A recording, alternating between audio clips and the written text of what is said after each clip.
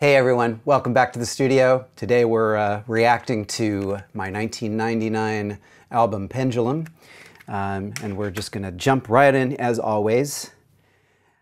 I want to say right from the very beginning that this album uses a lot of field recordings that I did with a binaural microphone setup. So this opening sound is various sounds that are outside of the California Academy of Science in San Francisco, where I was the principal composer at the time. They happened to have a Foucault's pendulum.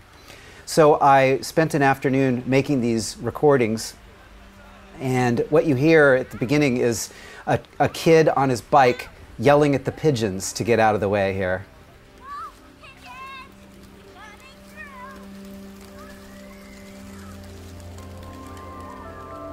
And then he flew through this flock of pigeons that were on the ground, and they flew up around my head right where the microphone was. So it just captures this really, really great unplanned moment to start the record. Right, and then at the very end, we have an excerpt from a piece of music by Claude Debussy called Suite Bergamasque, which ends on this big F major chord. The whole album is in F major, pretty much. And when that final chord rings out, you then hear the people standing around the pendulum in the museum, and they're cheering when one of the little pegs falls down under the pendulum. This features performance by the late, great David Darling. I had the great honor of recording this with David in his home studio in Goshen, Connecticut. We recorded it in March of 1997, so it was a couple years before the album was out. And I flew out to Connecticut to meet David, and I'll just never forget, I arrived at his house. I stayed with him at his house for a couple of days, and I'll just never forget pulling into his driveway in my rental car, and David comes out of his house with a glass of wine in one hand and a cigar in his other hand. And he looks at me. This is a guy, I've never met him before. He walks up to me and he says, "Kevin Keller." and that began our friendship. And we ended up spending that whole evening hanging out in his house, just drinking wine, getting to know each other. And then the whole next day was the recording session. So we recorded this entire piece in one day. A lot of it is improvised. It's just David messing around on the cello. And again, working with David was so incredible, and he brought so much emotion into this piece of music. It was really a life-changing moment for me.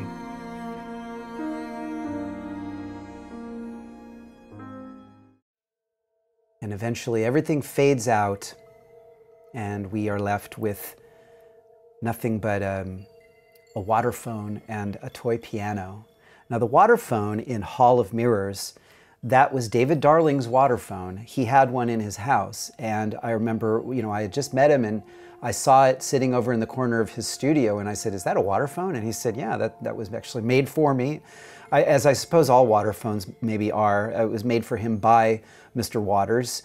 And so because we got the whole album recorded in one day, I had actually booked 2 days with David. The second day we didn't really need, so actually David left. He left town and went to another recording session, and I stayed over in his house that night by myself, just with his cat. And all of the microphones were all still set up in the studio downstairs. So I brought the waterphone down into the basement studio and recorded about 20 minutes of me just improvising and bowing, making all the weirdest noises I could possibly make on the waterphone. And those are the sounds that you hear. These kind of creepy, very high-pitched, very eerie, screeching sounds. And ends on this very, very dark, droning chord. And that brings us into the next track, Awakened, which opens with a vocal chant. And I guess this is actually the first time that chanting ever appeared on one of my albums. This is actually me singing in here. And I'm singing, besides just singing kind of ohs and ahs, I also sing, I think it's the Hebrew alphabet, which is, it's taken directly from a scene in Umberto Eco's novel, Foucault's Pendulum.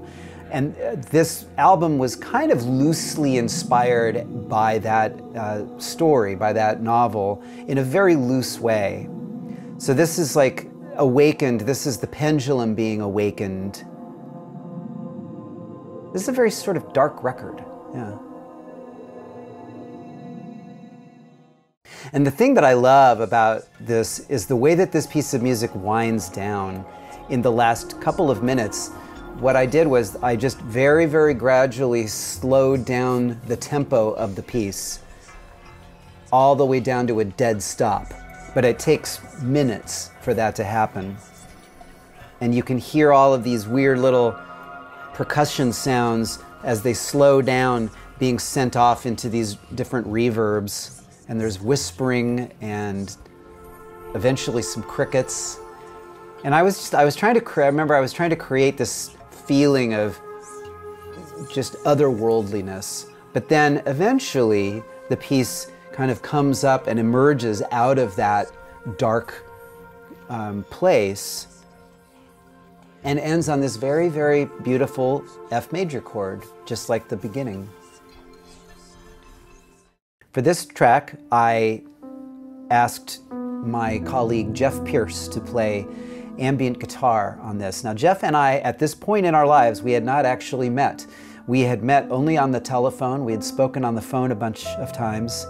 And so the way that we collaborated on this was that I played the piano part first, put it on an ADAT tape, if you remember what those were, and I FedExed that ADAT tape to Jeff Pierce, to his house in Indiana. And completely by coincidence, the day that I was in the studio recording with David Darling in Connecticut was the same day that Jeff Pierce was recording his guitar parts in Indianapolis, or in Indiana, for Distanced. The guitar just fades off on that last note. And at the very, very tail end, what you hear off in the distance is the bells of Grace Cathedral in San Francisco, which I had recorded on a different day.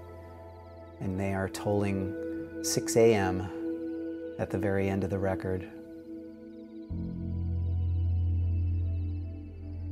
Oh, so that's Distanced, and that's Pendulum. The thing that's unusual about Pendulum still to me is that it's a very ambient record. There really isn't much in terms of melody or even rhythm really on this record. There are some rhythms, but they're very subtle. The album is very, very textural, and again, I wanted to acknowledge Werner Krutine, who did once again the cover art. He's the same artist that did the cover of Intermezzo. For this album cover, what we did was we used, again, this fractal image, which is this kind of almost like a sundial type of image. And then Vern took a photo of me, and we superimposed me into the photo. It's a very, very sort of enigmatic, mystical, ambient record. So that's Pendulum. Next time we're going to dive right into Across the Sky, which is a completely different kind of music. So I hope that you enjoyed going through Pendulum with me. And until next time, see you later. Bye.